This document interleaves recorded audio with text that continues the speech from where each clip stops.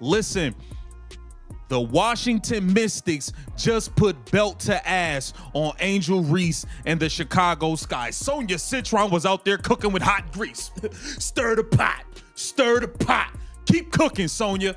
That was a Hold up. Before we dive into this madness, let me set the stage for you.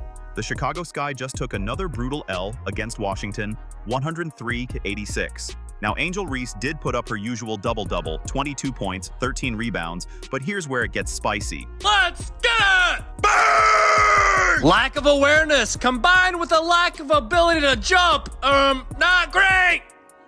Bang! Me bow, me bow, me bow, me bow, me bow, me bow, me bow. Yeah! Again, do it for me. Rebound! Bang! Now listen, on paper, those numbers look decent, right? But basketball isn't played on paper, and this game exposed some serious questions about Chicago's direction. Watch what happened. 6 for 16, shot 35%, 22 points, 13 rebounds, got to the free throw line multiple times, 11 free throws for Angel Reese, but the bloopies were blooping, and oh boy, here we go. All right, we go, right, easy open layup, and a stoink right off the bottom of the backboard, and we're just asking for a foul. We're asking for a foul. We throw the ball off the bottom, that's like the bottom side of the backboard, asking for a foul, no foul to be given in this current point in time. While Reese was collecting her rebounds, two Washington rookies were making history on the other end. Sonia Citron and Kiki Iriafen just became the first rookie duo in Mystics history to both drop 20+ in the same game. That's not a coincidence, that's a statement. 103-86. That's a 17-point blowout where Chicago's defense completely collapsed while their supposed star was on the court for 28 minutes. The Mystics scored 52 points in the paint, which tells you everything about how well Reese was anchoring that defense. Okay, new strategy, team. Angel, keep doing your part. Everyone else, go rebound her misses. If she keeps missing layups at this rate, she's gonna be serving buttermilk pancakes at Denny's. Butter? Did somebody say butter?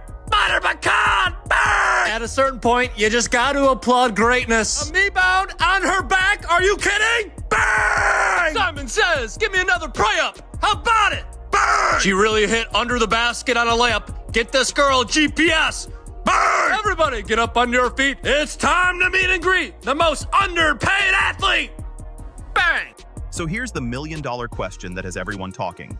Are Angel Reese's individual achievements actually hurting her team's chances to win? The evidence from this game is, let's just say it's not pretty. Take a look at this breakdown. Listen, man, Kiki Iriafen got the better of her today. 22 points, 10 rebounds, 4 assists, 8 of 14 shooting, man. Kiki stirring that pot on Angel today.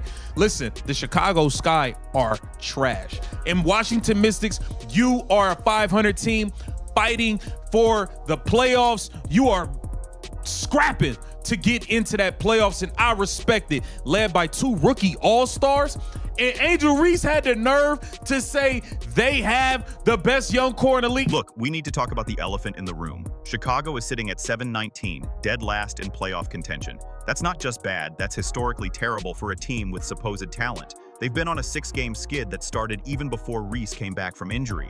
Something's not adding up here.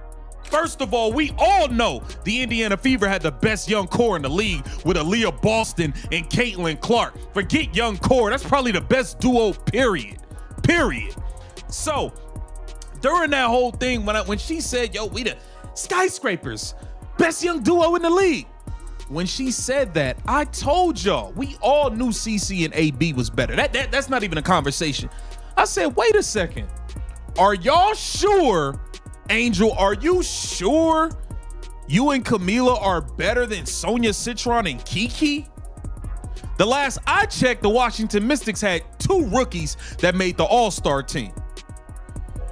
And boy, did they show why today. They took this matchup personally. Here's what really gets me. Chicago gave up 103 points while their defensive anchor played 28 minutes. Washington scored 52 points in the paint. That's not just a bad game, that's a complete defensive meltdown. And when your big is supposed to protect the rim, but you're getting cooked inside, that's a problem.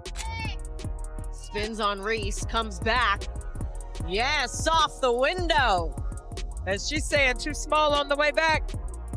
Very subtly so, but she had the hand. Now watch this. While everyone's talking about Reese's streak, these two Washington rookies just walked into Chicago and rewrote the record books. Citron dropped 28, Iriafen added 22 and 10. They didn't just beat the Sky, they embarrassed them on their home court. Kira Austin going at him. Everybody's just going at him. The Chicago Sky are food. And I mean, it's just embarrassing to the point where it's like, you, like, as a Sky fan, y'all are probably happy y'all lost by less than 20 points today. And that is embarrassing. That is ridiculous. Y'all getting popped, bro. Y'all not just losing. Y'all getting smoked by 20 and 30 and 40 and almost 50. Bro, y'all are terrible. Something has to change. Something has to change. Even Coach Tyler Marsh couldn't sugarcoat this one. After the game, he specifically called out the team's inability to protect the paint. That's coaching speak for our interior defense was trash. And when you're shooting 6 of 16 while picking up 5 fouls, yeah, that's not winning basketball. Listen to this. We have the commentators that are actually laughing at this. Be able to attack and finish inside, and Washington has done that incredibly well so far. Reese missed the first one, still with it, blocked. Give this one to... We have commentators laughing at this. Washington has done that incredibly well so far. Reese missed the first one, still with it, blocked. They realized that they were laughing and then quickly stopped themselves like, oh, I can't laugh. I'm live right now. I can't laugh. I'm live right now. Let me let me get real serious. But wait, it gets worse. You think losing by 17 was bad enough? Then this happened during the game. Something that had the announcers themselves trying not to laugh on live television. Angel Reese went home and got cooked in front of everybody. She played a good game, but her team got destroyed. This team is pitiful. Pitiful. And the sad part is, it's not like they have anywhere to turn. Ariel Atkins didn't play today, but she ain't been winning them no game. It's not, they have nowhere to turn.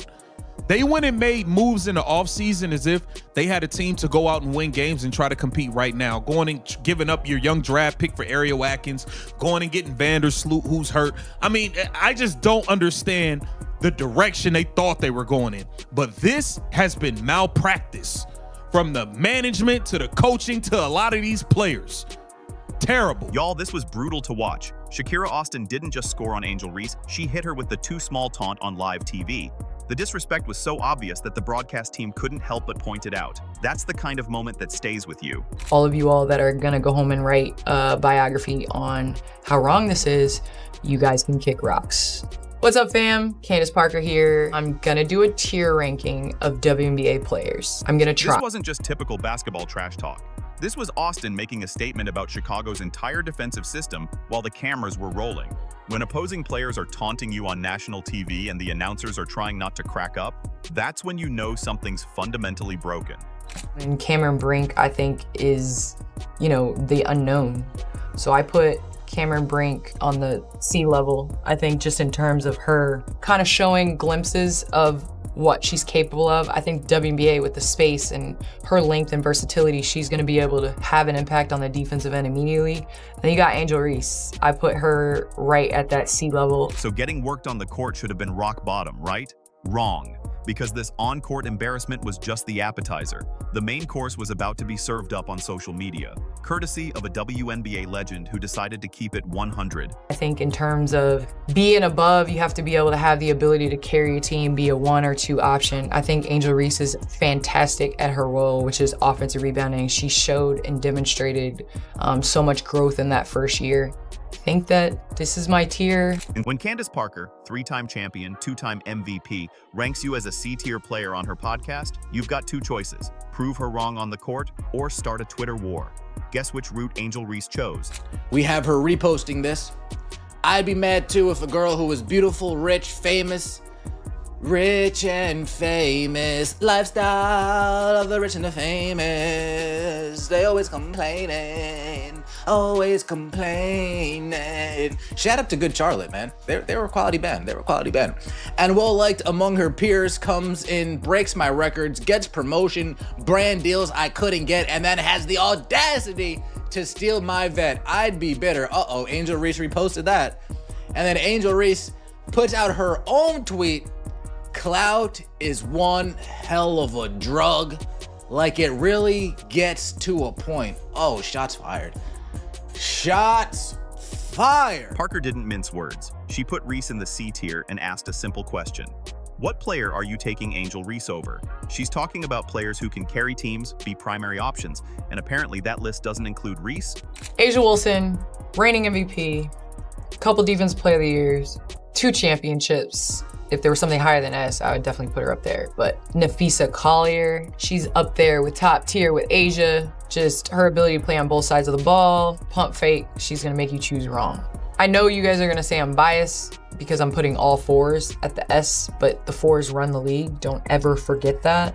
Brianna Stewart, the versatility, reigning champion from last year. She's got 3 of them things. I don't think there's any debate with that. Instead of letting her game do the talking, Reese fired off this cryptic tweet about clout being a drug. Hold up, you're accusing a 3-time champion of clout chasing? The irony is thicker than Chicago deep dish pizza. This is where it gets tricky. Caitlin Clark is at an A level. I think in time she's gonna raise up to that S, but in order to put her at that level, she's gotta have a couple more years. So I'll put Kelsey Plum at the A level. 2-time champ, now took on the challenge to be #1 option in LA. I would say KP is definitely in that tier. I would love to put Sabrina Ionescu in that A range. She got that elusive championship. She's one of the best shooters in the WNBA, if not the best shooter in the WNBA. Here's the difference between superstars and social media stars. While Reese is busy creating Twitter drama, Caitlin Clark transformed an entire franchise. The Fever went from laughingstock to must-see TV, and it wasn't by accident.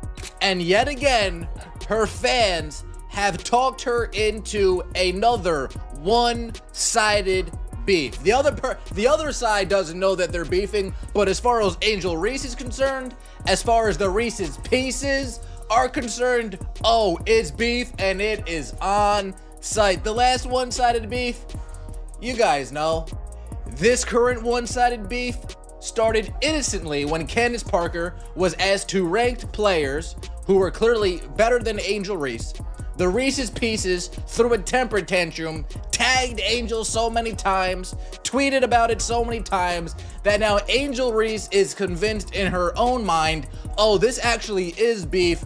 Candace Parker, you don't like me. The numbers don't lie. Indiana built something sustainable while Chicago collected hollow stats. One franchise has fans excited about the future, the other has fans just hoping to avoid 20-point blowouts. That's the difference between individual achievement and team impact. You know, a lot of people say that Caitlin Clark moves the needle. That is wrong. She is the needle. She dictates. We all know what she's done on the floor. It's history, right? But off the floor, my goodness. Angel Reese is the double-double queen. They got the brakes beat off of them last night by the Minnesota Lynx.